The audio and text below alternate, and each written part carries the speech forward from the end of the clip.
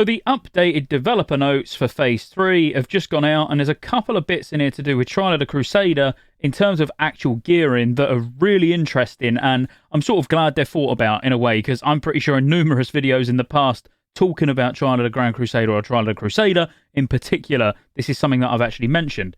So let's have a quick look at the minor changes, and then we'll get into that, how the gearing is going to actually affect you. So their primary testing focus at the moment is around Isle of Conquest, which is the new big PvP battleground, which, as you know, I don't really PvP hardly at all anymore, so not really of interest to me, but if you want to test it, it'll be on the PTR. Trial of the Grand Crusader this weekend is going to be available for testing again, and there's some adjustments that they've made which I really want to talk about. Also, just a quick shout out to Rested XP. I know some of you love it, some of you hate it, but for those of you that love it and you've took my recommendation before and got it, if you play hardcore, they've got a pre-order available now, link in the description. Obviously, I do get kickback, but what a great way to support the channel. Pick yourself up the Hardcore Survival Guide pre-order ready for when the official Hardcore WoW servers go out. So I'm going to give you some background on this, but let's look at bug fixes and gameplay adjustments first. Adjustments have been made to the acquisition rate of both Emblems of Triumph and Trophy of the Crusade in Trial of the Crusader and Trial of the Grand Crusader. Now, what both of these are, Emblems of Triumph, you obviously know what they are. They're just the new emblem, replacement for Emblem of Conquest, if you like, so the current tier emblem.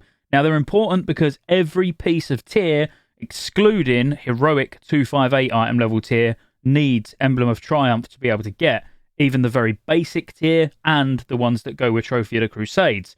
Which on that, Trophy of the Crusades are a currency that drop from heroic 10-man tribute runs, as well as 25-man raid bosses, and these are used in conjunction with Emblems of Triumph to get the 245 tier, so the higher item level tier gear. Ultimately though, all the tier 9 pieces you can interchange, so you can use the 232 mixed with a couple of 245, maybe a 258 if you're lucky, and you'll be able to get your set bonuses. You don't need to just use all of one item level. Hopefully that made sense. So what we've got here is an additional Trophy of the Crusade will now drop from each boss in 25 player raids. So if we look at this 25 man here, you'll see this was just the beast that we killed on the PTR in the first round of testing, and we've got one Trophy of the Crusade. So this was Lord Jaraxxus, as well as all the other loot like Crusader Orbs, Trinkets, Solace of the Fallen, pretty huge. But it was, again, one Trophy of the Crusade. So now you're looking at, from each boss, you're going to get 2 pieces of the 245 tier instead of just 1, which is good. And we're going to get to why that is actually good in a second. Actually, I think Blizzard will, to be fair. The number of Emblems of Triumph obtained from each boss in 25 player raids has been increased by 2, so 2 extra emblems per boss. We're also going to get a bonus Emblem of Triumph from each boss in 10 man as well. And what they've basically said is, with normal and heroic versions of Trial of the Crusader sharing a lockout in Wrath Classic, the total number of trophies of the Crusade and Emblems of Triumph available each week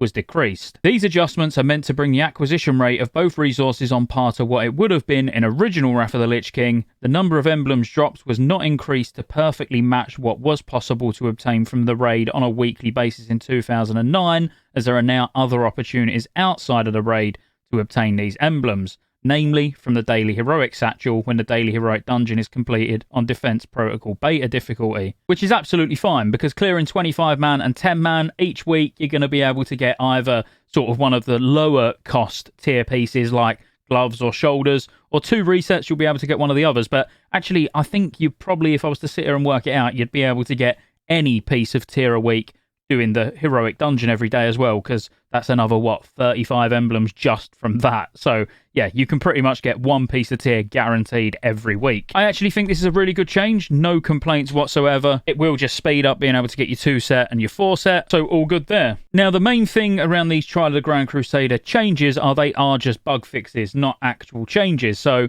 there has been no buffs to the content. It's still going to be the same difficulty, it looks like to me, as it was in the first round of testing. So whatever videos you've watched and all of that, you know, trying to get yourself ready for Trial of the Grand Crusader when it goes live, should all be relevant. There's just been some tweaks and bug fixes, which we'll have a quick look at now to see if there's anything that really sticks out. So they fixed an issue in Trial of the Grand Crusader and Trial of the Crusader where the environment art outside of the Colosseum play space would disappear when the player camera was zoomed out. I did actually experience that myself. This is a good one. So they've fixed several safe spots where players could avoid the light and dark orbs during the Twin Valkyr encounter. Now, I don't know of any safe spots where you could avoid them completely. It's fairly common knowledge about doing the door strat. That is ages old. That's not something that was discovered on the PTR. It's been done for years. Original Wrath of the Lich King, dodgy servers, everything. You know, it's just common knowledge. It's not a new thing, a bug on the PTR.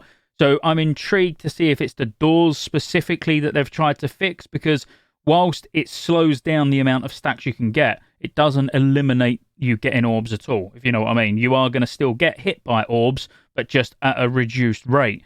So safe spots, if there was any during the PTR, I certainly don't know where they was, nor have I seen anybody using a safe spot where it's completely non-orb, I don't know, friendly or orb free, probably the best way to put it. They've also fixed some raid cooldowns inconsistently resetting after beasts, which is fine. We'd expect that to work properly when it goes out live. Also fixed an issue with Leeching Swarm not consistently dealing its full damage on heroic difficulty. That was actually something I wasn't aware of until the video went out where I spoke through my experiences of the first round of testing. I didn't even know that that bug existed, but it does, and I even had an attempt like it myself where it was just doing the normal damage instead of heroic, so obviously that was going to change. And quite honestly, all these other little bits just don't really matter. Fix various issues with the options menu, including missing options or buttons, which I'm really hoping one of those is going to be, let's check. Oh, all right, I can't. The servers are actually offline. What I wanted to check was when you use the Blizzard raid frames, if you could sort by party, because that option wasn't actually there, and a lot of our healers were complaining